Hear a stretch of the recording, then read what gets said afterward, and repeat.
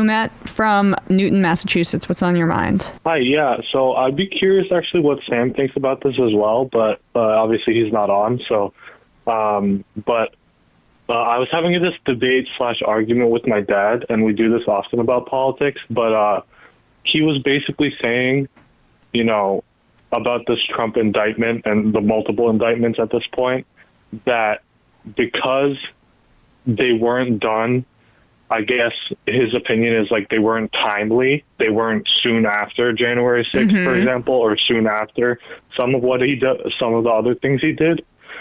Because they took so long, the risk of people seeing this as a political indictment is higher, as like a attacking your rivals kind of thing, even though Biden isn't directing anyone to do any of this, in my opinion, at least. I don't think it matters. I don't think it matters. I think the people who would consider this a attack not based on the facts in the case, but just for political reasons, would have found a reason to argue that no matter what. It could have been the very next day, and they would have argued that. I don't think it has any bearing. It's too soon. How could you know already? Yeah, exactly. I mean, but you see the same kind of thing when like they finally indict crypto people too, and then you realize that for all the talk about, you know, online about how much people understand the law and like, you know, legal YouTubers, people have a very poor understanding of the law outside of like petty crime, and even that they don't understand. And so like they imagine in their head this like type of criminal justice system where the moment you break a law, someone arrests you and then you just go to jail. But that's not even how it works when it's like not white collar crime. Certainly when it comes to white collar crime, it just takes longer to pull together a case to make sure you have a good case. The DOJ tends to only indict people they think they can actually win against. So there's some measure of that as well. But it's certainly not out of the norm for like legal cases. Just people don't usually pay attention to the legal system. Yeah, I agree with you. I think that it is. Look, I would not be shocked. You know, I think that Jack Smith is making certain calculations, and they're outside of the Eileen Cannon documents case. The Georgia, you know, Fulton County prosecutor Willis and Alvin Bragg in New York are taking cues, I think, from Jack Smith, because they know that that is the big fish, the January 6th federal case. That's why that's going first. Yeah. That's why that's likely to happen. I believe that the date Jack Smith requested is the 2nd of January, but I'm not sure if that's set in stone yet. Bradley, do you mind looking that up if it's officially the 2nd? But the Iowa caucuses, January 15th. Like, they actually kind of screwed themselves if they wanted Trump to not be able to run again, because I think that once, you know, the trial concludes, much of the voting's already going to happen, and then Super Tuesday's early March, and that will be before I think all the other 3 trials at that point. So, but if the goal was to weaken Trump when he is the general election candidate, it is good timing in that way, but it's really hard to know the future.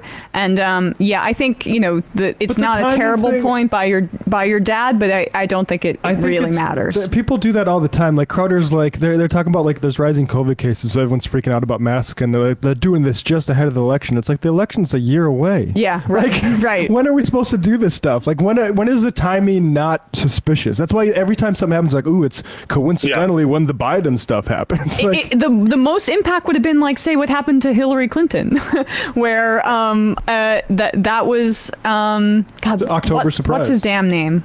Right, I was gonna.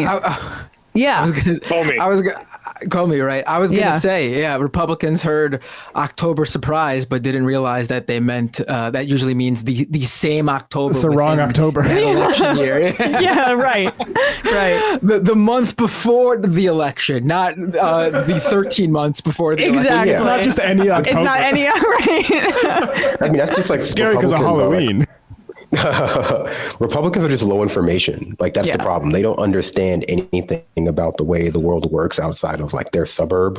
So it's really easy to manufacture like moral panics for them, because, you know, half of like what QAnon was preying on was that just people not understanding how the government works and being like, what? They do what? They do that? And it's like, dude, you're like 55. You don't know how like voting works here. Like it happens every 2 years or so. Well, thanks, Mehmet, for the call. Maybe just corroborate. Oh, sorry. Yeah, no, it's okay. Just final thoughts. I think this might corroborate what you guys were saying about how like people don't really understand the legal system. But I've seen many videos of people interviewing Trump supporters at rallies and stuff, and they're just saying like, yeah, would you still vote for him if he got indicted again? And then they're like, oh, well, the other indictments didn't really go anywhere. And it's like, no, the case is still going on. Like, It's not wrapped up. Like, the indictment just happened. In some cases, some of them were a couple months ago, I guess. But I don't know. It's weird to think about how little, I guess it's just the lack of political education in this country, I guess, has something to do with it. But yeah, thank you guys for taking my call. Appreciate it. Also, thank you. Propaganda, legal propaganda. Right. SVU, like when you're watching the show, it's just like, rape happens, dun dun, this credits, they're in court now, dun dun, they're in jail now. It all happens in an hour. It just gives us like this false sense of things moving very quickly. Yeah. And rape only like single digit percentage provability and it might be 1%. More rape solved on that show than in a lot of municipalities. 100%. And the rapes on that show are always like very creative. I don't know if that's tied to the headlines. Yes.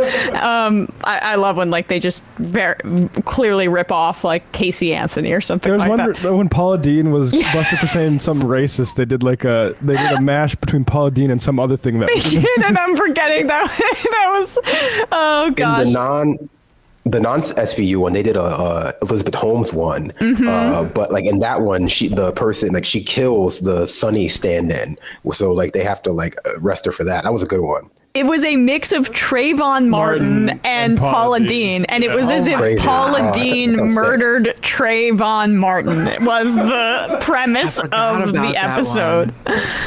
I like the gamer one. On the Upper West Side or something. And the Chad and Stacy one. That one was really funny. Where they like spent like half the episode looking for someone named Chad and Stacy, only for them to not realize it was like an incel thing. And Ice Cube was just like, what? They didn't do a Google search?